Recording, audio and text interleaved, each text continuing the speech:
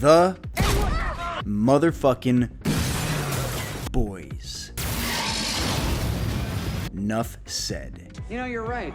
Hey, thanks, Huey, but seriously, how does one put into words how absolutely flabbergastingly, gut-droppingly badass and visceral this show is? Like, look, I knew going into this show that it was gonna be good. After all, I have several friends who made damn sure to remind me of this each and every day of my life until I finally watched it.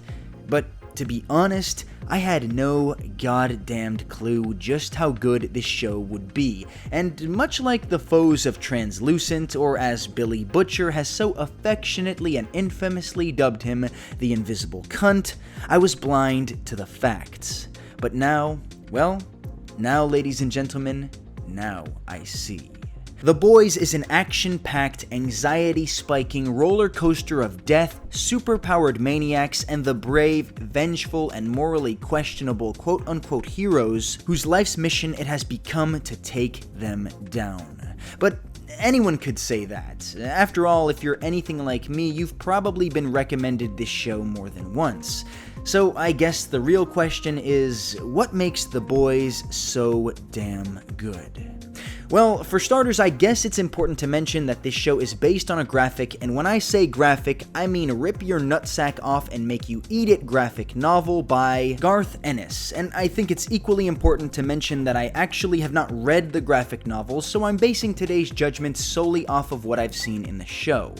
That being said, I think it's fair to say that this show excels in three particular areas of note: the setting/world building, the acting/performances, and of course the pacing. You see, it's an understatement to say that superheroes are a played-out modern trope. I mean, for the past 2 decades, they have saturated our movies, TV shows, video games, and now our streaming services. And for what it's worth, I don't generally have a problem with this, as long as the stories are cohesive and, well, good? But it's also fair to say that I'm not chomping at the bit to see them nowadays. After all, there's a lot of competition in the genre, and I'm not even talking about Marvel versus DC. The MCU catalog alone sits at 23 movies, which would take you a combined 2 days and 2 hours to watch in its entirety, and that's not even counting the dozens of spin-off TV shows and side stories. To make a long story short, superheroes as a genre are growing kinda stale. It's kinda like how back in the 2000s, everything and everybody was creaming their pants over zombie-related movies, video games, and TV shows. And now people don't really give a fuck about zombies. The trope has been played out and people got bored of it. Nowadays, if you want your superhero movies to stick out, they need to bring something more to the table than just good CGI and a buff guy with his shirt off. You have to distinguish yourself from the others. You have to make a unique space for your stories that will make people feel interested and novel. And after watching the first 5 minutes of this show, I can say with the utmost certainty that The Boys accomplishes this with shocking aplomb. The setting, and indeed the pacing, although I'll get into this in more depth later, is set in really quickly, and I won't spoil it for you if you still haven't seen this show, but it's safe to say we aren't in Kansas anymore, and these superheroes aren't exactly the types of people you'd want dating your daughter. The setting of this show pulls off the grim, dark, disgusting underbelly approach to superhero culture that so many other franchises, stories, and directors have tried to bring to life. But more importantly, it does this in a way that doesn't lean so overhandedly into brutally gory and obviously bad moral situations. Don't get me wrong, there's plenty of gore, but it's not exactly there to shock you and make you feel disgusted at how evil the bad guys are, so much as it's there to lend realism to how powerful and destructive the powers these superheroes have are. You, as the viewer, grow very quickly to understand that the so-called heroes aren't exactly the good guys. In fact, some of them are downright horrible monsters who can and will appear in your actual nightmares, and I'm speaking out of experience here. But this isn't just because they're always doing horrible things on screen, or even because they're assholes. It's because the characters, the setting, and the world in general are set up to be believable and fleshed out. Homelander isn't just a big bad evil guy because he's a fucked up asshole who does evil things. He's a horrifyingly competent villain with some seriously crippling mental illnesses and believable foils. As a result of this, by the end of the third episode, his character is more fleshed out than a huge portion of villains you'll come across in all of fiction.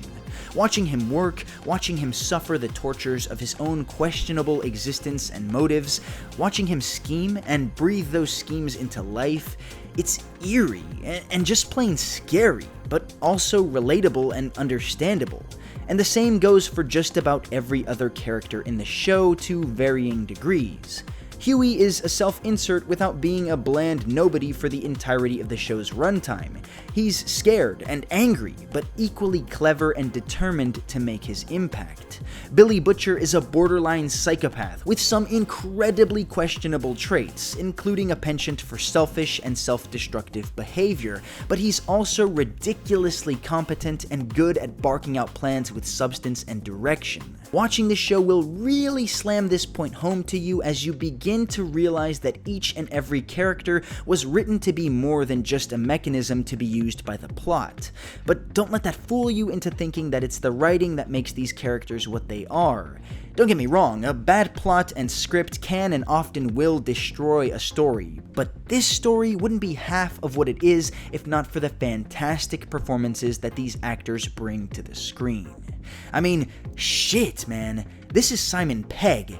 I didn't even realize that for half of the fucking season. And you can say that's because I wasn't paying enough attention, but honestly, I'd argue that it was because I was paying too much attention. Because this actor straight up disappeared into his role, and he was definitely not alone. I really only realized how good the acting for this show was when I finished the series and watched the bloopers.